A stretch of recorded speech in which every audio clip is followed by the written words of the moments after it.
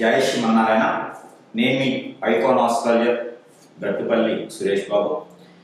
ఈరోజు మనము ప్రత్యేకమైనటువంటి విశేషాలు ఏంటంటే, కొత్త సంవత్సరం వచ్చింది, 2025 సంవత్సరం వచ్చింది. కాబట్టి ఈ సంవత్సరంలో ద్వాదశ రాశి వారందరికీ కూడా ఎప్పుడెప్పటి నుంచో ఉన్నటువంటి దోషాలన్నీ కూడా తొలగిపోయేసి అన్ని రకాలుగా బాగుండేలా ఉంటుంది. కాబట్టి ఈ 2025 సంవత్సరంలో అందరికీ కూడా సుఖశాంతులు, ధనధాన్యాలు, అలానే పెళ్ళిళ్ళు కానివాడికి పెళ్ళిళ్ళు అయ్యేసి, పెళ్ళి అయ్యి పిల్లలు పుట్టిన వాళ్ళకి పిల్లలు పుట్టేసి, ఆర్థికంగా వెనకబడిన వాళ్ళందరూ ముందుకు వచ్చేసి, దారిద్ర్య రేఖ కన్నా దిగువలో ఉన్న వాళ్ళందరూ కూడా అదృశ్య రేఖకి భిన్నంగా విధంగా ఉండేలాగా అందరూ కూడా బాగుండాలని కోరుకుంటూ, అలానే మనకి ఇప్పుడు కొన్ని గ్రహాలు, మనకి ఉన్నటువంటి గ్రహాలు ఏవైతే ఉన్నాయో ఇవి గ్రహ మార్పిడి వల్ల వచ్చేటువంటి మార్పులు, ఆ గ్రహ మార్పిడి వల్ల జరిగేటువంటి పరిణామాలు, పరిస్థితులు, ఈ అనుకూలతగా ఉండేందుకు ఏ గ్రహం ఏ స్థానంలో ఉంటే ఏం జరుగుతుంది, ఏ గ్రహం ఎక్కడ మనకి ఏ ప్లేస్లో ఉండడం వల్ల శుభ అశుభ దృష్టిలు ఎలా ఉంటాయి, దీనివల్ల మనకి ఏం జరుగుతుంది అనే దానికి చూసినట్లయితే కనుక మనం ఈరోజు టాపిక్లో మాట్లాడుకునేది ఏంటంటే కుజగ్రహం.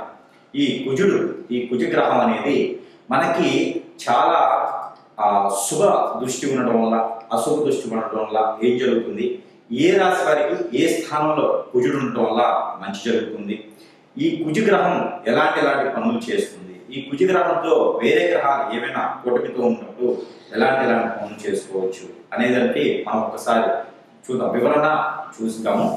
అయితే మనకి ఇప్పుడు ద్వాదశ రాశుల్లో ఒకటి కర్కాటక రాశి. ఈ కర్కాటక రాశి వారికి కూడా కుజునికి సంబంధించినటువంటి ఏదైనా అశుభ దృష్టి శుభ దృష్టి ఉందా అంటే ఖచ్చితంగా ఉందని చెప్పొచ్చు. ఎందుకంటే వీళ్ళకి ఈ కర్కాటక రాశిలో ఉండేటువంటి కుజ భగవానుడు ఏదైతే ఉన్నారో ఈయన మనకి జనవరి 21వ తారీఖున మిథున రాశిలోకి, అంటే వెనకంజలోకి రావడం జరిగింది. కాబట్టి ఈ మిథున రాశిలోకి వచ్చిన వెంటనే ఈ కర్కాటక రాశి వారికి 12వ స్థానంలో కుజ భగవానుడు ఉండడం జరిగింది. ఇది ఏప్రిల్ 2వ తారీఖు వరకు కూడా ఉంటుంది. కాబట్టి ఈ కుజ భగవానుడి యొక్క దశ అంతర్దశలు, ఈయన యొక్క శుభ దృష్టి అశుభ దృష్టి ఎలా ఉన్నదో అంటే వీళ్ళకి 12వ స్థానంలో కుజుడు ఉండడం వలన వీళ్ళకి ఏదైతే భార్యాభర్తల మధ్యన ఎడబాటు, పిల్లలు పెద్దల మధ్యన ఎడబాటు, ఏదైనా కోపంతో నష్టం పోవడం ఇలాంటి ఎక్కువ కనిపిస్తున్నాయి. కాబట్టి మీరు కర్కాటక రాశి వారు అయి ఉంటే కనుక, ఏదైనా వ్యాపార నిమిత్తంగా చేస్తుంటే కనుక మీరు ఎంత కూల్గా ఉంటే అంత మంచిది. లేకపోతే ఖచ్చితంగా మీరు లాస్ పొందేలాగా ఉంటారు.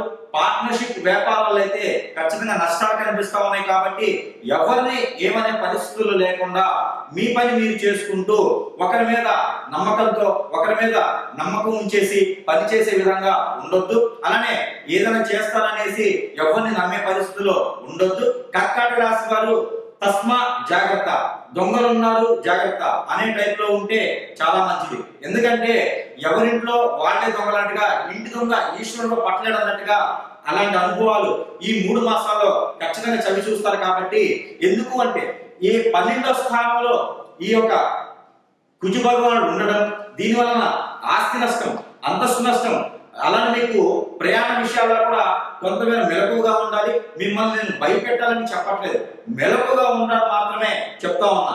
ఎలా అయితే మనము ఎండాకాలంలో ఎండబెట్టుకున్నవి వానాకాలంలో పనికొస్తాయి అన్నట్టుగానే మనకి ఒక కాలం ముందు మనకి చెప్పడం ద్వారా మీరు కొంతమేర ఆచితూచి ఉంటారు కదా అని చెప్పేసి ముందుగా మీకు హెచ్చరిస్తడం జరుగుతా ఉంది. కాబట్టి ఎక్కడా మీరు భయపడాల్సిన అవసరం లేదు. మనం చివరిలో చెప్పినటువంటి పరిహారాలు చేసుకున్నట్లయితే ఇన్ని నష్టాలు అయితే రావు.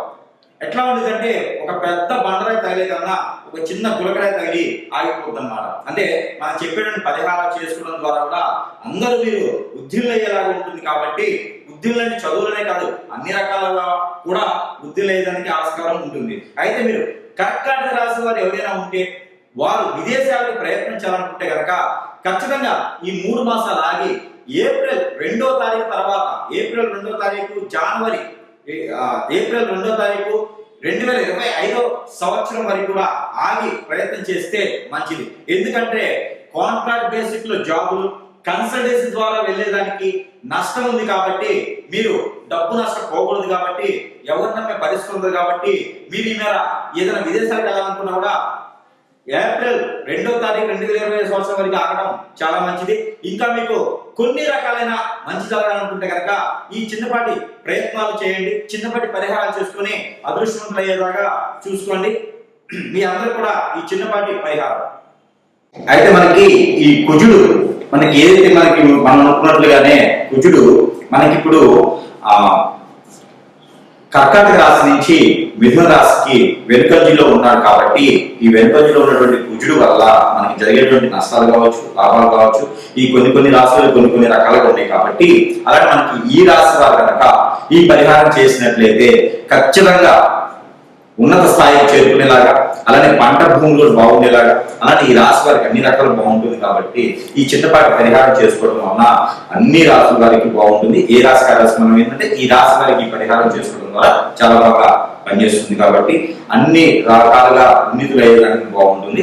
అయితే మనకి రాశి వారు చేసుకోవాల్సిన పరిహారం ఏంటంటే ప్రతి వారం రోజులో ఒక రోజునే సరే, మంగళవారం లేదా గురువారం లేదా శుక్రవారం అయినా సరే, ఇక్కడైనా అమ్మవారి ఆలయాలు ఉంటే కనుక ఆ అమ్మవారి ఆలయాలు అంటే పార్వతీమాత, గౌరీమాత లేదా మానసాదేవి అమ్మవారు, కనకదుర్గమ్మ అమ్మవారు లేదా లలితాదేవి అమ్మవారు, ఇలా అమ్మవారి ఆలయాలు ఉంటే కనుక ఆ ఆలయాల్లో కుంకుమార్చన చేయించడం, ఆ కుంకుమ తీసుకొచ్చి ఆడవారైతే మనక ముదురు పెట్టుకోవడం, మగవారైతే కంఠానికి ధరించుకోవడం వలన ఉన్నటువంటి రుమ్మతులు అన్ని తొలగిపోయేసి అన్ని రకాలుగా బాగుండేదానికి, అదృష్టం ఉండేదానికి చాలా బాగుంటుంది.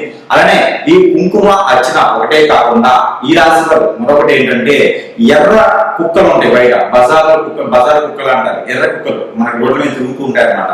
ఆ కుక్కలు కనుక గోధుమ రొట్టెలు ఏవైతే మనకి ఈ యొక్క దోషాలకు సంబంధించిన కానీ ఏదైతే మనకి కోరికలు ఉంటాయి, ఏవైతే కోరికలు ఉన్నాయో అంటే ఎంత వయసు వచ్చిన పెళ్లి కానిటువంటి వాళ్ళు ఉంటారు కదా మనం ముందుగా అనుకున్నట్టుగా, అయితే ఈ రాశి వారు ప్రత్యేకంగా ఏదైతే గోధుమ రొట్టెలు ఉంటాయో ఆ గోధుమ రొట్టెల మీద తేనె, ఈ తేనె కుక్కలు కొన్ని అయితే మనకి ఒరిజినల్ తేనె కుక్కలు తినవు, అయితే మనకి తేనె లేకుండా ఇలా మనకి తేనె అయితే ఒరిజినల్ కాకుండా ఉండేటువంటి దాబాలాంటి తేనెలు అయితే మీకు బాగానే ఉంటుంది. అవైతే ప్రాసెస్ చేసినాయి కాబట్టి కుక్కలు కూడా తింటాయి. ఒకవేళ తేనె దొరకని పక్షాన మీకు చెరకు రసం కానీ లేదా బెల్లం కానీ దొరుకుతుంది. ఈ బెల్లం మనం చిన్నగా రసంగా చేసేసి ఆ బెల్లం రసంతో కనుక మనం ఏవైతే కోరికలు ఉన్నాయో ఆ కోరికలన్నీ కూడా ఈ గోధుమ రొట్టెల మీద రాచి ఆ రాసినటువంటి గోధుమ రొట్టెలు ఏవైతే ఉన్నాయో అవి కుక్కకి తినిపించడం ద్వారా లేదా ఆవుకు తినిపించడం ద్వారా కూడా మీకున్నటువంటి రుమ్మతులన్నీ కూడా తొలగిపోయేదానికి ఎక్కువ ఆస్కారంగా ఉంది. ఏదైతే మనం అనుకున్నటువంటిగా ఈ రాశి వారు ఈ యొక్క 4 నెలల పాటు ఉండేటువంటి ఈ యొక్క కుజుడి యొక్క దశ కావచ్చు, కుజుడి అంతర్దశ కావచ్చు, నడిచేటువంటి అందరూ కూడా ఈ యొక్క పరిహారం చేసుకున్నట్లయితే కనుక ఆ కుజుడితో ఉన్నటువంటి దోషాలన్నీ కూడా తొలగిపోయేలా ఉంటాయి. కాబట్టి ఈ యొక్క చిన్న పరిహారం చేసుకుంటే మరి మంచిది.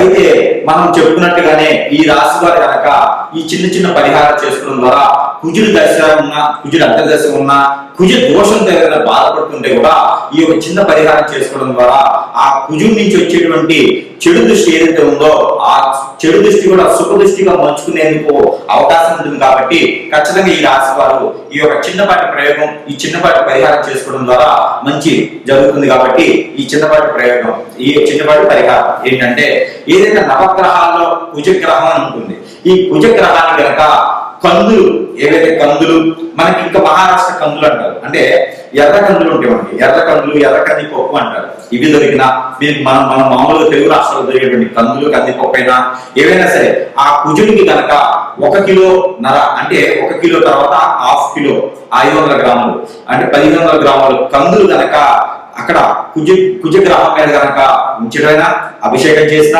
9 ప్రదక్షిణాలు చేసిన, 7 ప్రదక్షిణాలు లేదా 11 ప్రదక్షిణాలు చేసిన అవగాహన చుట్టూగా ఈ యొక్క కందులు ఏవైతే ఉన్నాయో, కందిపప్పు ఏవైతే ఉన్నాయో ఇవి కుజుడి మీద ఉంచడం ద్వారా, అలానే ఎర్రని మనకి ఆరెంజ్ కానీ లేకపోతే దానిమ్మ పండు అంటారు, ఈ దానిమ్మ పండు లేదా దానిమ్మ గింజలు ఏవైతే ఉన్నాయో ఈ దానిమ్మ పండు, దానిమ్మ గింజలు, అంజీరు, ఈ అంజీరు పళ్ళు కూడా ఏవైతే ఉన్నాయో ఇవన్నీ కూడా మనకి జ్యూస్ లా చేసుకొని ఆ జ్యూస్ కూడా మన కుజుని గ్రహం మీద అభిషేకం చేసిన, లేదా కుజ గ్రహం మీకు దగ్గర సమీప దూరం లేకపోతే ఈ కుజ గ్రహానికి అధిపతి ఎవరైతే ఉన్నారో ఈయన వచ్చేసి సుబ్రహ్మణ్యేశ్వర స్వామి వారు, లేదా కుమార స్వామి వారు, లేదా అయ్యప్ప స్వామి వారు, లేదా ఇంకా చివరికి శివాలయంలో అయినా సరే ఇక్కడ మనకి అంజీరు పండుతో చేసినటువంటి జ్యూస్, అలానే బాదం పప్పుతో చేసినటువంటి జ్యూస్, అలానే మనకి ఏదైతే దానిమ్మ పండు అంటామో వాటితో చేసినటువంటి జ్యూస్, చివరిగా మనకి చెరుకు రసం,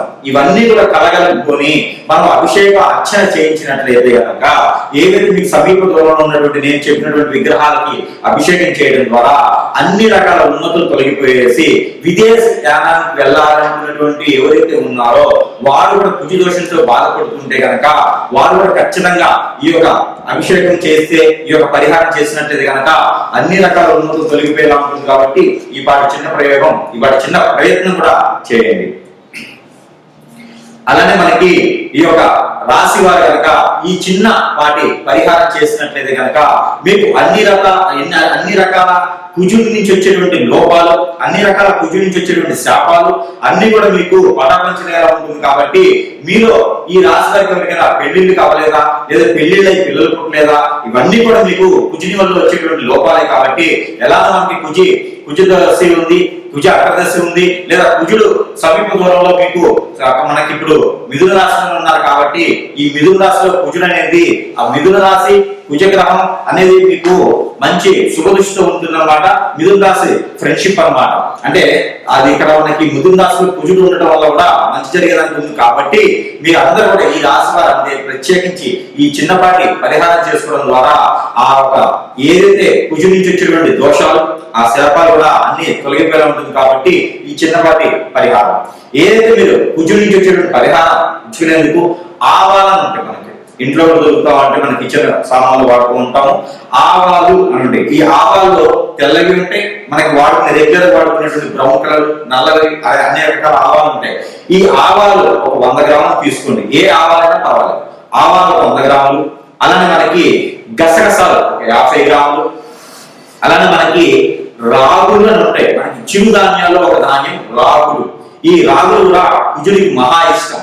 ఈ రాగులు కూడా తీసుకొని ఇవన్నీ కూడా కలగలుపుకొని ఏదైతే మీకు గ్రామ దేవత అంటారు, అమ్మవారి ఆలయం గ్రామ దేవత అంటారు. ఈ గ్రామ దేవత ఆలయాల్లో కనుక మీరు ఆ గ్రామ దేవత ఆలయంలో ఉంచినట్లయితే ఆ గ్రామ దేవత ఆలయం ఏదైతే ధ్వజస్తంభం ఉంటుందో అక్కడ కూడా ఈ ఆవాలు ఉంచినట్లయితే ఈ ఆవాలు అమ్మవారి దగ్గర ఉంచేటప్పుడు మీరు మనసులో ఏమైనా కోరికలు ఉన్నా, మనసులో ఏమైనా దోషాలు పోవాలనుకున్నా కూడా సమర్పించుకొని ఆ ఒక కోరికలు అన్ని కూడా నెరవేరాలని ఒక అమ్మవారికి మనస్ఫూర్తిగా సమర్పించుకొని 5 నారికేళలు కనుక మీరు గ్రామ దేవత అమ్మవారికి కనుక సమర్పించినట్లయితే మీ ఊరి సమీపంలో గ్రామ దేవత లేకపోతే బొడ్రాయ అంటారు. ఈ పల్లెటూరు వీలైతే బొడ్రాయ ఉంటుంది.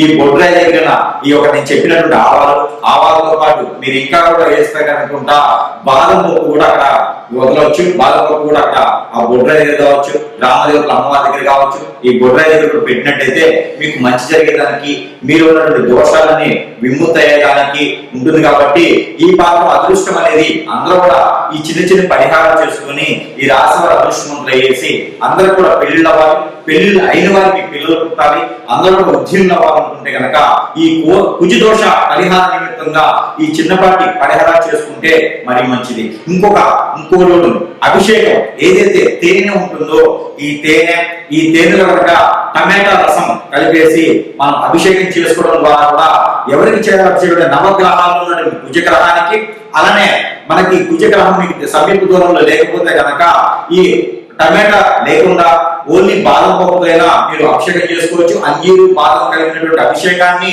మీరు అక్కడ ఉన్నటువంటి సుబ్రహ్మణ్యేశ్వర స్వామి వారి ఆలయంలో లేదా పుట్ట దగ్గర ఉన్నటువంటి పడిగల మీదైనా ఈ అభిషేకం చేసుకోవడం ద్వారా ఈ కుజ గ్రహానికి సంబంధించినటువంటి దోషాలన్నీ కూడా పటాపంచలేయడానికి ఆస్కారం ఎక్కువ కనిపిస్తా ఉంది. అలానే మీకు ప్రతినిత్యం 12 రాసుల వారు అందరికీ కూడా చెప్పదగినది ఏంటంటే ప్రతి ఒక్కరూ చేయనటువంటి రెమెడీ ఒకటి ఉన్నది. అదేంటంటే ఆవాలు, మనకి తెల్లవైన నల్లవైన బ్రౌన్ కలర్ అయిన ఆవాలు తీసుకొని ఒక 50 గ్రాముల ఆవాలు, ఒక 50 గ్రాములు నల్ల నువ్వులు, ఒక 50 గ్రాములు గసగసాలు, ఒక 50 గ్రాముల జీడిపప్పు, ఇవన్నీ కూడా తీసుకొని చిక్కుడు గింజలు దొరుకుతాయి మనకి సీడ్. ఈ మనకి పచారీ షాపుల్లో కానీ లేకపోతే సీడ్ అమ్మేటువంటి షాపులు కానీ దొరుకుతాయి. ఈ చిక్కుడు గింజలు కూడా తీసుకొని మీరు ఇవన్నీ కూడా కలగలుపుకొని రోజుకు ఒక 2-3 స్పూన్లు చొప్పున తీసుకొని ఇలా క్లాక్ వైజ్ గా కళ్ళ ముందు నుంచి ఇలా తీసుకుంటూ ఇలా 7 సార్లు దిష్టి తీసుకొని ద్వాదశ రాశి వారు అందరికీ కూడా ఇలా 7 సార్లు దిష్టి తీసుకొని మీకు రోడ్డు విరువైపులా అంటే రోడ్డు పక్కన కనుక వేసినట్లయితే పారేటువంటి నీటిలో వేసినట్లయితే మీకు అవి కాల్చినట్లు కూడా కాల్చుకోవచ్చు. ఇవి కాల్చినట్లయితే కనుక మీకు కుజి దోషం నుంచి విముక్తి లభిస్తుంది. మీకు ఖచ్చితంగా పెళ్లిళ్ళు అవుతాయి. ఈ చిన్నపాటి రెమెడీ ద్వాదశ రాశుల వారు అందరూ కూడా ప్రత్యక్షం చేయవచ్చు. మరొకటి ఉంది, మీకు ఇంకా ఆరోగ్య సమస్యలు కానీ ఈ కుజ దోషానికి సంబంధించింది కానీ ఇంకేమైనా ఉంటే కూడా మీకు ఆ దోషాలన్నీ కూడా పటాపంచలేందుకు మిరియాలు కూడా ఇందులో కలుపుకున్నట్లయితే మీ ఆర్థిక స్థితిగతులు మీ ఆరోగ్య సమస్యలు కూడా తొలగిపోయేలా ఉంటుంది. కాబట్టి మనం చెప్పుకున్నటువంటి ఆవాలు, గసగసాలు, బాదం పప్పు వీటన్నిటితో పాటు మిరియాలు కూడా కలుపుకొని దిష్టి తీసుకోవాలి. ఏవైనా సరే ఒక 2 స్పూన్లు అన్ని కలగలిసి 2-3 స్పూన్లు కనుక మీరు దిష్టి తీసుకున్నట్లయితే కనుక ఈ రుమ్మతులన్నీ తొలగిపోయేలా ఉంటుంది. కాబట్టి ఆ మాత్రం ప్రయత్నం చేసి ద్వాదశ రాశుల వారు అందరూ కూడా సుఖశాంతులతో ఉండాలని కోరుకుంటా ఉన్నాను. జై శ్రీ